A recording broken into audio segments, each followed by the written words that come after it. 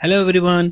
आज हम करने वाले हैं क्लास 10 का जो आपका चैप्टर है 4 from the diary of Anne Frank.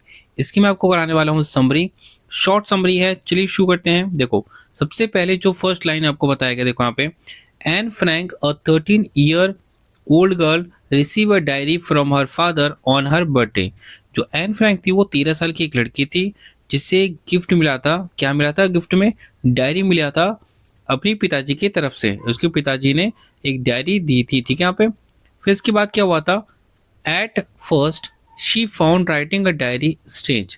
पहले तो उसको बहुत अजीब लगा, एक डायरी लिखना बहुत ज़्यादा उसके लिए अजीब था। But later later felt it was the best way to express her feeling. लेकिन बाद में उसे महसूस हुआ कि अपनी फीलिंग को एक्सप्रेस करने के लिए डायरी सबसे बेस्ट है। तो उसने क्या किया कि she believe paper had more patience than people. उसको ये भरोसा था कि जो पेपर है ना, उसमें ज़्यादा पेशेंस होता है। पेशेंस मतलब होता है धैर्य, लोगों के कंपैरिजन में। क्योंकि देखो, लोगों को अगर अपने सीक्रेट बताओगे वो किसी और को बता सकते हैं, लेकिन अगर आप डायरी में लिखते हो वो किसी और को थोड़ी बताएगा। And decided to share everything with her diary. तो उसने डिसाइड किया कि वो अपने सारे सीक्रेट क्या कर गई, जो अपनी फीलिंग है वो डायरी में लिखेगी। इसके बाद any any treated her diary like a true friend. फिर एनी जो है अपनी डायरी को एक सच्चे मित्र के रूप में मानने लगी और उसका नाम क्या रखा? किटी रखा, ठीक है। इसके बाद क्या हुआ?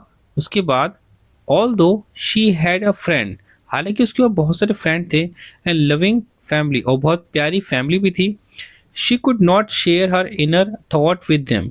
लेकिन वो अपने जो फीलिंग, अंदर की जो फीलिंग्स थी ना, उनके साथ शेयर नहीं कर सकती थी। To help reader understand her life, जो उसकी डायरी पढ़ने वाले थे, ठीक है, यहाँ पे जो फ्यूचर में पढ़ने वाले थे उनके लिए, कि वो समझ सके, any wrote a short description of her family. Any ने बहुत ही शॉर्ट डिस्क्रिप्शन लिखा अपनी फैमिली के बारे में, ठीक है। She describe she describe her father auto Frank. Anne Frank ने अपनी फादर के बारे में बताया, जिनका नाम था Otto Frank, as a loving and caring, जो बहुत ही प्यारे थे और एनी की बहुत ज़्यादा देखभाल करते थे। And mention her mother and sister Margaret. अपनी मदर के बारे में बताया एनी ने, और अपनी सिस्टर मार्गेट के बारे में भी बताया, किसमें? डायरी में। इसके बाद क्या हुआ? Any road about her childhood schooling. Any ने अपने स्कूल के बारे में, बचपन का जो स्कूल था ना, उसके बारे में भी बताया। And her deep love for her grand mother, और इसने ये भी बताया कि वो अपनी ग्रैंड मदर से कितना ज़्यादा प्यार करती थी। फिर इसके बाद क्या हुआ था? The death the death of her grand mother made any very sad.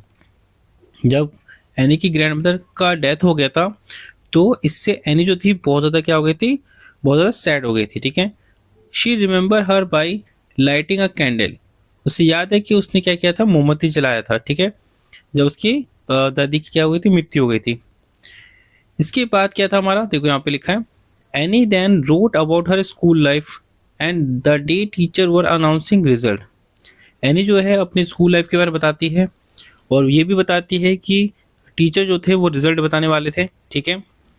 और उसके बाद क्या हुआ था? She was sure she would pass, but was worried about her mathematics subject. उसे पक्का था कि वो पास हो जाएगी, लेकिन उसको चिंता किस बात की थी? सिर्फ मैथ के सब्जेक्ट के बारे में। And he describe teacher as unpredictable and try to encourage her classmate.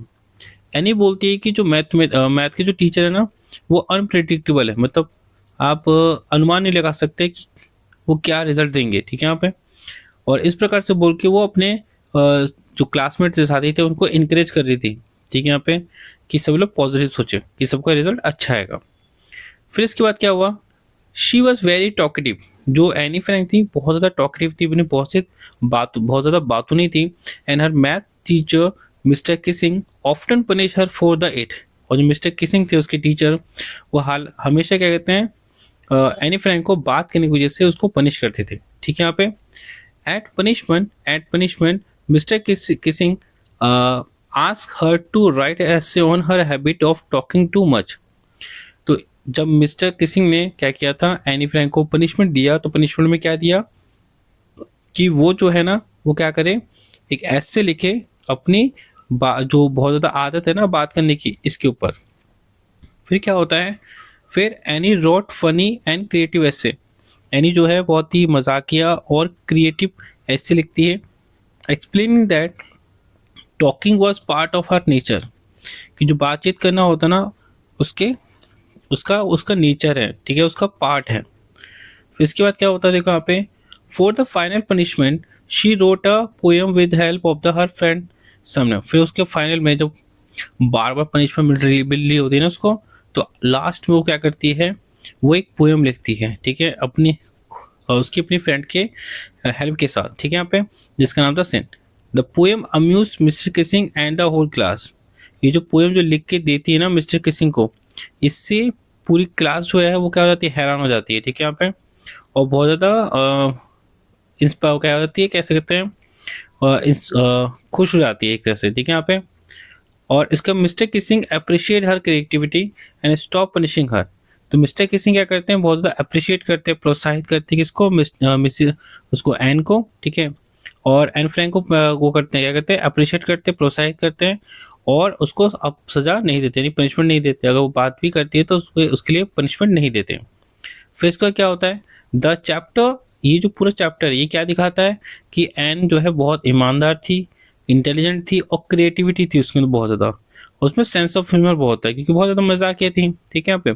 तो इस प्रकार से कहना, ये पूरा हमारा क्या था, समरी था जो मैंने आपको बताया। इस समरी की जो पीडीएफ है मैं आपको डिस्क्रिप्शन में दे दूंगा, वहाँ से आप इसको डाउनलोड करके पढ़ सकते हैं। और अभी के लिए थैंक्स फॉर वॉचिंग।